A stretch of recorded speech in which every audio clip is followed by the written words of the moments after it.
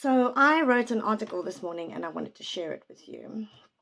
It's called The Return on Investment of Being Human at Work.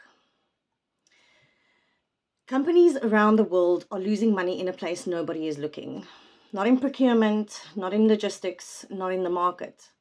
In the meeting where someone knew the answer and said nothing. In the team where a bad idea became an expensive project because nobody felt safe to push back.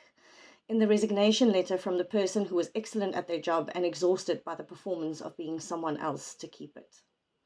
This is a culture problem, and culture has a cost.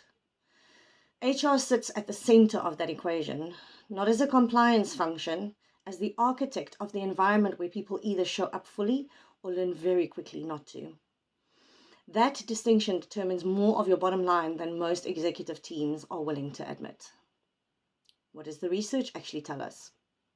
Gallup's State of the Global Workplace report found that low employee engagement costs the global economy approximately $8.9 trillion annually.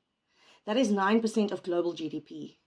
Across every industry and every continent, disengagement is not just a people problem, it is a balance sheet problem. When people do not feel safe to speak, to disagree, to show up as a full human being, they do not leave immediately, they stay. And they quietly stop contributing.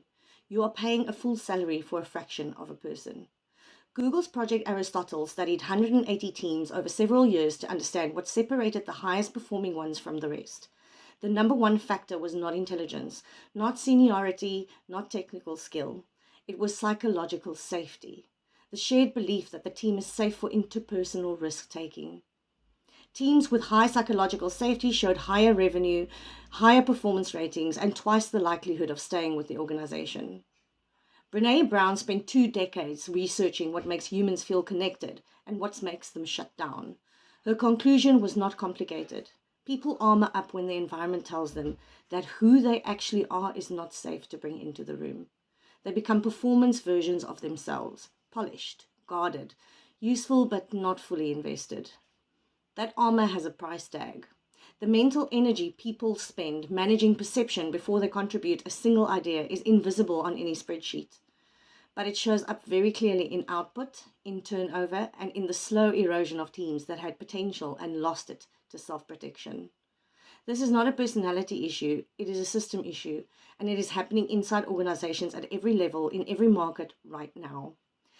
That is where innovation goes, that is where retention goes, and that is where a significant portion of revenue quietly disappears. The danger nobody is talking about. AI is changing how companies operate. It is reshaping workflows, reducing headcount, and accelerating decision-making at a speed most organizations are not prepared for. And here is what that means for culture. AI does not save broken cultures, it exposes them faster. In a company where people cannot speak freely, where bad ideas cannot be challenged, where hierarchy protects groupthink, AI simply accelerates the dysfunction. You make the same bad decisions just faster and at greater scale. The humans who thrive along AI are not necessarily the most technical ones. They are the most adaptable, creative, and collaborative ones. The ones who can think, question, experiment, fall, learn, and try again. Those people have options. They will not stay in environments that suffocate them. So the companies that have not done the culture work will find themselves with powerful AI tools and none of the human capability required to use them well. And there is a third danger that almost nobody is talking about yet. AI makes it easier than ever to measure output. The busyness that used to hide disengagement is disappearing. The hollowness of a broken culture will become impossible to ignore. This is no longer just a people risk, it is a company survival risk. The organizations that ignore culture in an AI economy will not just lose employees, they will lose the company.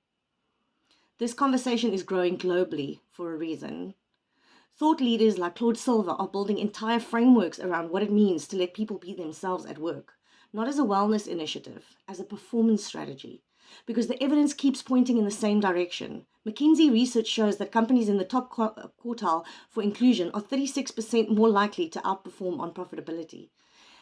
Amy Edmondson at Harvard Business School has spent decades proving that psychological safe teams learn faster, adapt faster, and recover from failure faster. The mask people wear to work is not just a personal burden, it's an organizational inefficiency.